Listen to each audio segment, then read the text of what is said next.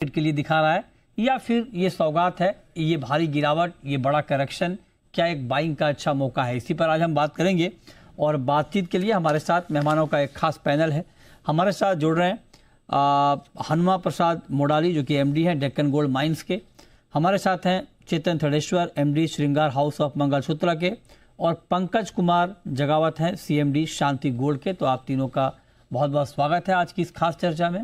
क्या अब चेतन जी, आप जरा बताइए सर, आपका क्या टेक है, मतलब आप इस गिरावट को किस तरह से देख रहे हैं?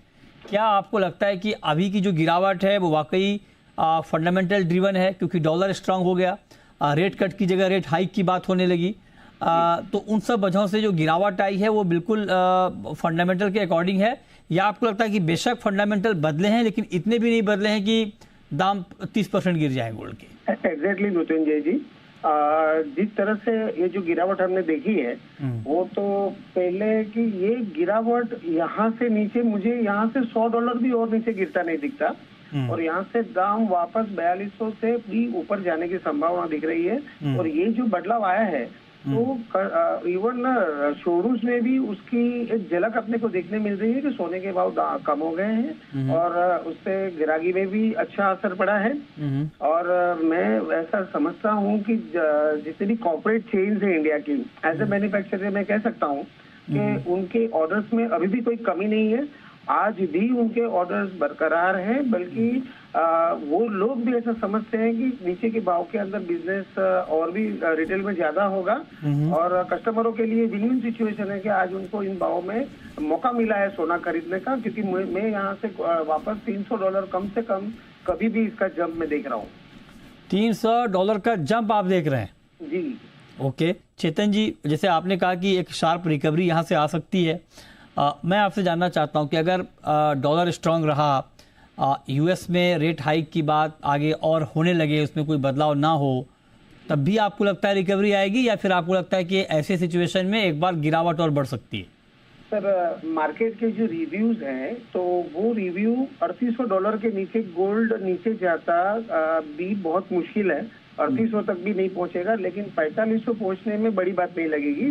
जैसे आपने एक सवाल पूछा था कि 5500 तो भी गया था, अब फंडामेंटली कितना राइट था कितना करेक्ट था, बट गोल्ड एक ऐसी चीज है जो वर्ल्ड की जो पॉलिटिकल सिचुएशन है उसके आधारित सारी चलती है। डॉलर को लेकर के ये सारी चीजें गोल्ड के अंदर अफरा तफरी रहती है, और मैं ये अतिशयोक्ति नहीं गिनता हूँ कि वो जो हमने टॉप देखा था 5500 या $5600 पर आउंस, ये आने वाले सालों के अंदर कितना उससे भी आगे बढ़ जाएगा तो उसकी संभावनाएं हैं। गोल्ड क्यों है, क्यों चेतन जी, अगर आप कह रहे हैं कि $5600 के ऊपर गोल्ड जाएगा तो उसके पीछे तो कुछ ना कुछ वजह होगी, वो वजह क्या होगी जिसके दम पे गोल्ड इतना ऊपर चला जाएगा?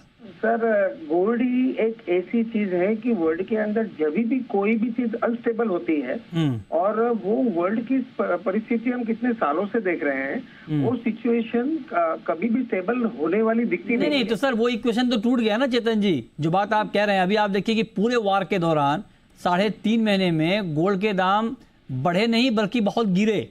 तो मतलब जो होता था ना कि दुनिया अगर स्टेबल है तो गोल्ड के दाम, अनस्टेबल है तो गोल्ड के दाम बढ़ जाएंगे, वो इक्वेशन तो टूट गया अभी वार के दौरान। सर, पहली ऐसी अपन ने वॉर देखी जिसके अंदर गोल्ड के भाव टूटे, उसकी सिंपल वजह थी ऑयल, कि लोगों का ध्यान गोल्ड से भी हटा, कैपिटल मार्केट से भी हटा, और ऑयल की तरफ ही लोग झुके। पहली हमने वॉर देखी। अदरवाइज वॉर के टाइम पे हमेशा पूरी दुनिया डाउन रहती है, हर चीज डाउन रहती है, सिर्फ गोल्ड बढ़ता है। अब जैसे ही अगर ये चीज अगर कहीं पर भी थोड़ी स्टेबल होती दिखती है, कभी 15 दिन का अगर एक विराम भी मिलता है, युद्ध विराम, कभी भी गोल्ड जम कर जाता है। अच्छा, तो गोल्ड यहाँ से वर्ल्ड के अंदर यही एक ऐसी चीज है जिसके ऊपर ही भरोसा किया जा सकता है। और बाकी वो जो परिस्थितियां जो निर्माण होती है, अगर स्टेबल परिस्थिति होती है तो वर्ल्ड में बाकी सारी चीजें बढ़ेगी। गोल्ड है ना, वो कभी भी यहाँ से नीचे जाता नहीं बल्कि हमेशा ऊपर जाता दिखेगा।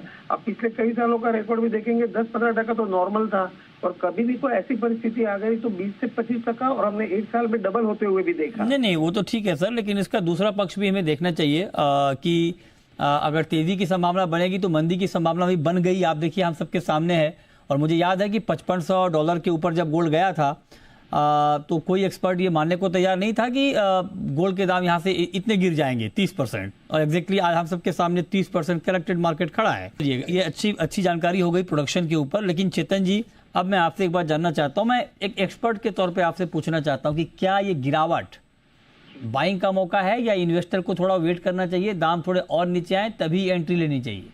सर, एज पर जो मार्केट की आज की जो सोच और जो समझ है, उसमें यहाँ से $100 भी से भी ज्यादा गिरता दिख नहीं रहा है और उसके चांसेस बहुत कम है। कई दिनों से हम देख रहे थे $4200-4300 के आसपास की रेंज थी। जो हमने 5500 की पहले बात की, उसको कुछ वक्त हो गया, महीना 2 महीने पहले की वो बात थी। लेकिन मैं कई दिनों से देख रहा हूँ जो 4200-4300 के बीच में चल रहा है। तो आज 6-6.5% की रेंज की गिरावट जो आई है, ये भाव में सोना एक्चुअली खरीदना चाहिए।